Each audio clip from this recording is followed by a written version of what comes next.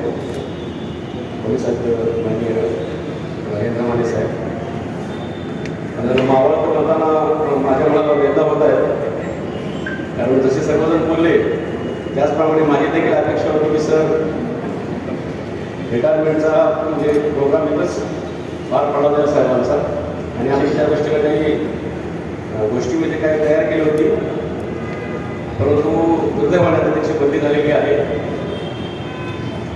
सरांच्या सोबत मी गेले अनेक वर्ष काम केलेलं आहे. मी एसआयटीला इथे जवळपास 8 वर्ष होतो, आणि सर पण एसआयटीला DCP होते.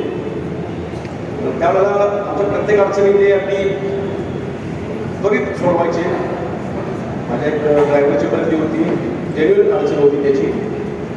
सरांना मी भेटलो, रिक्वेस्ट केली, आणि सरांनी काही विचार न करता त्याची बदली केलेली आहे. सर अत्यंत संवेदनशील, लोकांमध्ये मिसळून राहणारे, दुसऱ्याच्या वेदना जाणारे अधिकारी. मी फार क्वचित अधिकारी जे पाहतो की प्रशासनामध्ये राहून देखील लोकांच्या भावना समजून घेणार.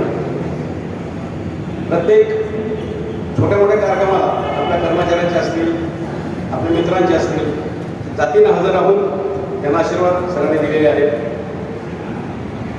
मैत्री जपणारा अधिकारी असं आपण त्यांना म्हणू शकतो. मी जेव्हा इथं आलो त्यावेळेला हरीश पैजल साहेब CP होते.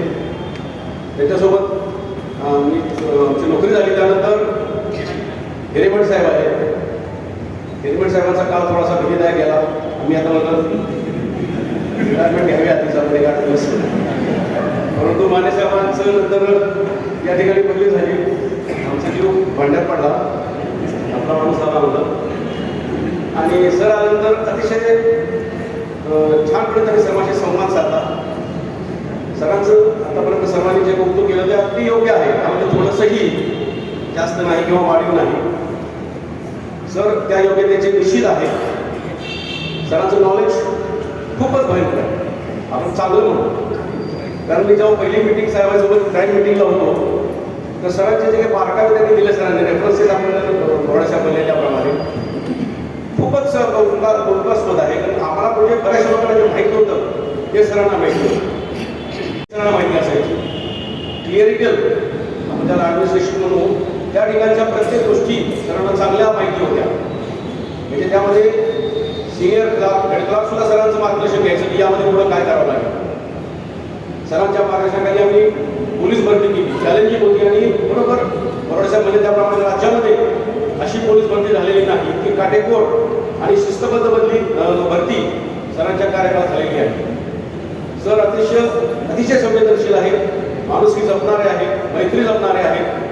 कर्मचारी असो, अधिकारी असो, वरिष्ठ अधिकारी असो, सर्वांशी त्याच पद्धतीने वागणारे, आपुलकीने वागणारे. म्हणजे सरांशी बोलताना आपण एका वरिष्ठ अधिकाऱ्याशी बोलतोय अशी कधीच झाली पाहिजे नाही. हे आपला माणूस आहे, आपला जवळचा माणूस आहे, अशी भावना पाहिजे. म्हणजे त्यांच्या ऑफिसमध्ये, चेंबरमध्ये जायला कुणीही कर्मचारी असो त्याला कधी भीती वाटली नाही. कारण त्याला माहीत होतं की सर आपल्या विनंतीला, आपल्या तक्रारीला न्याय देतील, आपलं ऐकून घेतील. आज परिस्थिती अशी आहे, पोलीस खात्यात ऐकून घेणारे लोक कमी आहेत, खूप कमी आहेत.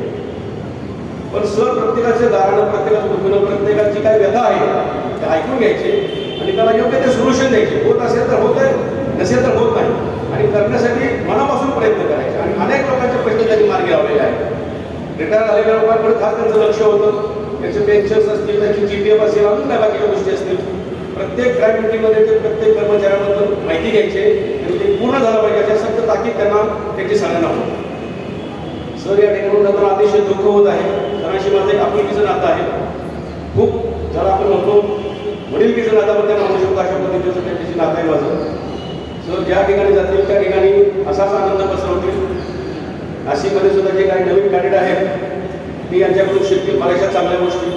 कारण आज पोलीस खात्यामध्ये माणुसकी, सहृदयता थोडीशी कमी होत चाललेली आहे, तर ते सरांकडे घेण्यासारखं आहे. जसे पाटील साहेब म्हणले, सुखी माणसाचा सदरा निश्चितपणे सरांकडे आहे, आणि तो सर्वांनी घ्यावा अशी सर्वांना विनंती करतो. आणि सरांचं यापुढे आयुष्य सुखा समाधानाचं, आनंदाचं, आरोग्यदायी जावं अशी मी ईश्वरचरणी प्रार्थना करतो. त्यांना, त्यांच्या कुटुंबाला, सर्वांना शुभेच्छा देतो. धन्यवाद.